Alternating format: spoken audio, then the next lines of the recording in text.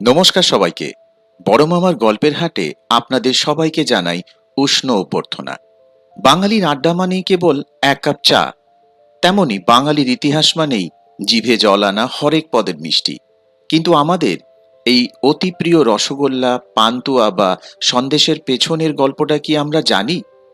আজ বড় মামার এই ঝুলি থেকে বের হবে বাংলার মিষ্টি আবিষ্কারের সেই রোমাঞ্চকর ইতিহাস। ৩,০০০ বছর বিবর্তন, পর্তুগিজদের ছানা তৈরির সুকৌশল থেকে নবীন ময়রার সবটাই জানবো আজ। চলুন স্মৃতির সরণি বেয়ে আজ হারাবো স্বাদের সেই গোলক দাঁধায় ডুব দিই। তৈরি তো আপনারা?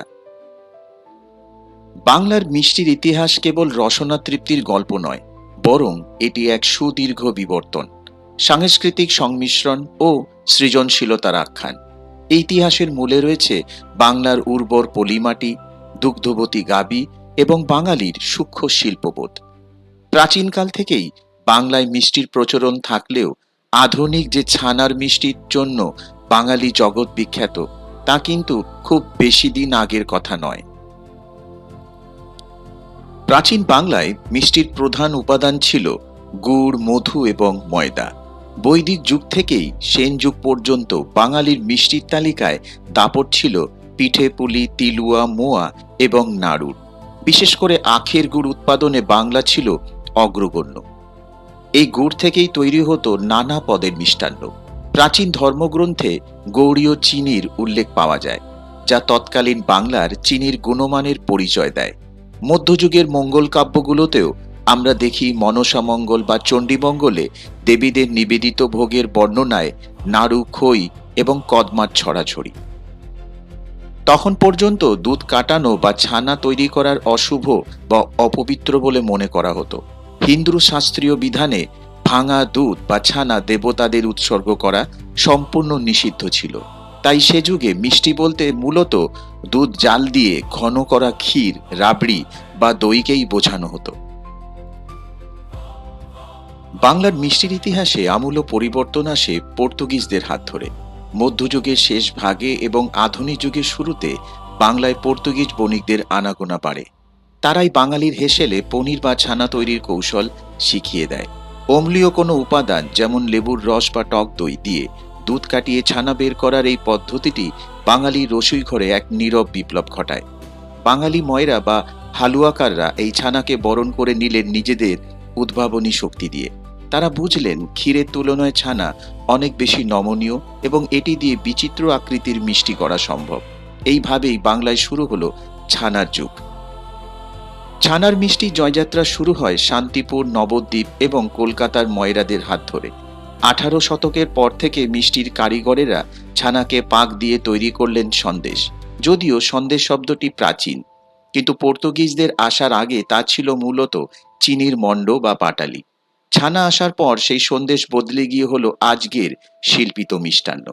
এরপর 19 শতকে কলকাতার বাগবাজারে মিষ্টির ইতিহাসে সবচেয়ে বড় ঘটনাটি ঘটল।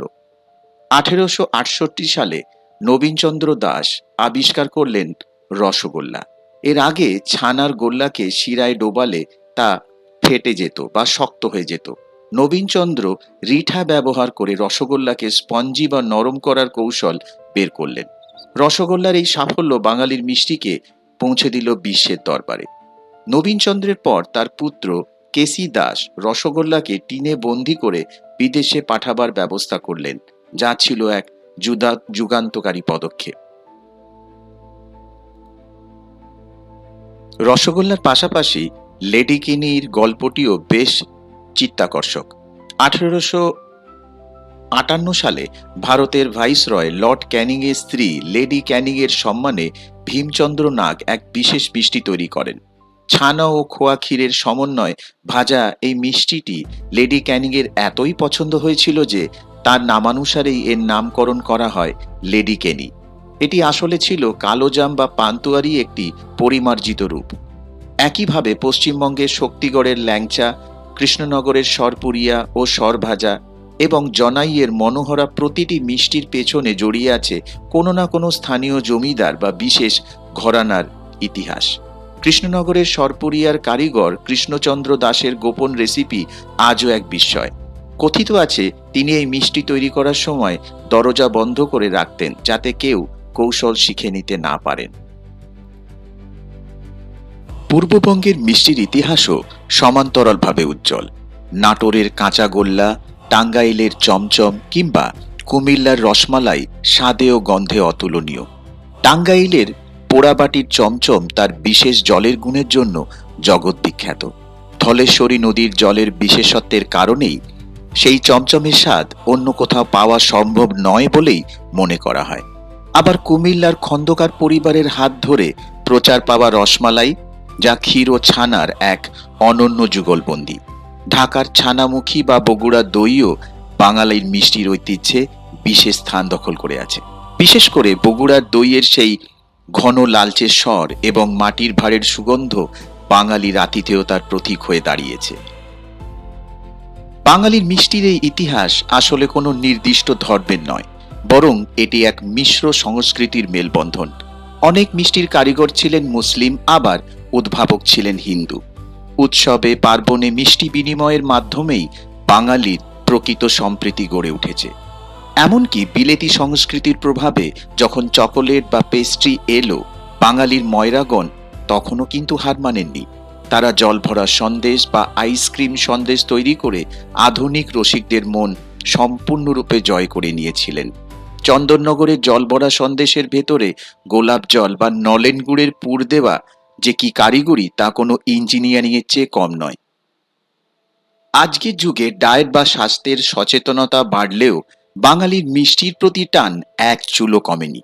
নলেন গুড়ের গন্ধে আজও শীতের সকালে বাঙালির মন নেচে ওঠে। জয়নগরের মোয়া থেকে শুরু করে মালদহের রসকদম্ব, প্রতিটি মিষ্টির ভাঁজে ভাঁজে লুকিয়ে আছে বাংলার হাজার হাজার বছরের বিবর্তনের ইতিহাস। এই ইতিহাস যেমন সংমিশ্রণের, তেমনি এটি বাঙালি মেধা ও সৃজনশীলতার এক অনন্য দলিল। ছানা, চিনি আর আগুনের উত্তাপে বাঙালি কারিগরেরা যে মায়া সৃষ্টি করেছেন, তা কেবল খাদ্য নয়, বরং বাঙালির সাংস্কৃতিক পরিচয়ের এক অবিচ্ছেদ্য অংশ। তাহলে বুঝলেন তো, বাঙালির মিষ্টি শুধু ছানা চিনির পাক নয়, এতে মিশে আছে আমাদের হাজার হাজার বছরের বুদ্ধি, ভালোবাসা। আপনাদের জিভেও নিশ্চয়ই জল চলে এসেছে এতক্ষণে। এমন রসালো সব ইতিহাসের খোঁজ পেতে আপনাদের প্রিয় বড় মামার গল্পের হাট চ্যানেলটি এখনই সাবস্ক্রাইব করে ফেলুন। আর ভিডিওটি ভালো লাগলে মন খুলে লাইক আর বন্ধুদের সাথে শেয়ার করতে ভুলবেন না। মিষ্টির মতো মিষ্টি থাকুন সবাই। আবার দেখা হবে। নমস্কার।